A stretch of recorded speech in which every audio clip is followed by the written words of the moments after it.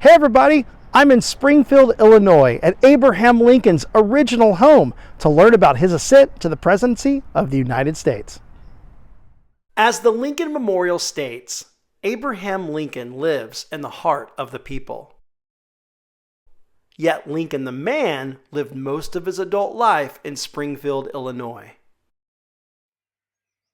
Lincoln was famously born in a log cabin in Kentucky, and although his father was illiterate, Lincoln was determined to educate himself, even if it meant he was mostly self-taught.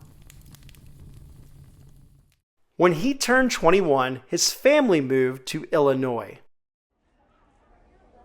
Lincoln soon found work as a clerk in a general store in the town of New Salem, where his natural enthusiasm made him quite popular.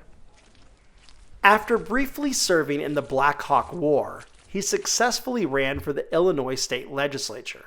Soon after, he began studying law and passed the Illinois state bar exam in 1836. He was 27 years old. The next year, Lincoln moved to the Illinois state capital of Springfield. It was then that Lincoln met Mary Todd. They would marry in 1842 and have their first son, Robert Todd Lincoln, the next year. In 1846, Lincoln was elected to the United States House of Representatives as a member of the Whig Party. He quickly made a name for himself by opposing the Mexican War and President James K. Polk's expansionist policies. Keeping a promise not to run for re-election, Lincoln retired to Springfield, where he practiced law for the next 8 years, overseeing his growing family. In that time, he had 3 additional children: Eddie, who had lived just 2 years, followed by Willie and Tad. In 1844, Lincoln purchased his first home in Springfield, and his family would live there until he was elected president in 1861. It was the only home that Lincoln ever owned. Today, the National Park Service owns the home and has restored it with much of the Lincoln family's original furniture.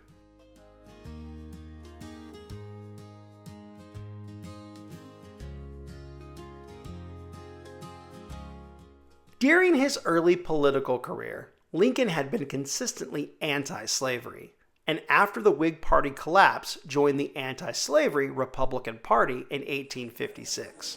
2 years later, the Republicans nominated him for the United States Senate seat of Illinois.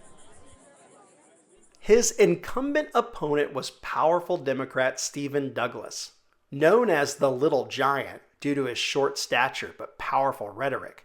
Douglas had introduced the controversial Kansas-Nebraska Act and had been deeply involved in sectional politics for years. The two engaged in a series of 7 debates, which became known to history as the Lincoln-Douglas debates. These debates quickly became about much more than just the Illinois Senate seat, but focused on the issue that was haunting the nation: slavery. Lincoln's speeches were reprinted in newspapers throughout the nation and greatly raised his popularity in the free states. Although Lincoln lost the election as the state legislature voted along party lines for Douglas, Lincoln's powerful anti-slavery and unionist rhetoric made him a clear leader of the Republican Party. For the next 2 years, Lincoln would travel the free states, giving speeches and building his profile. And in May 1860, he won the Republican nomination for president. His odds of winning increased dramatically when the Democratic Party split their ticket over the issue of slavery. With 2 Democrats on the ballot, along with third-party candidates, Lincoln carried the Free Soil states and won the Electoral College.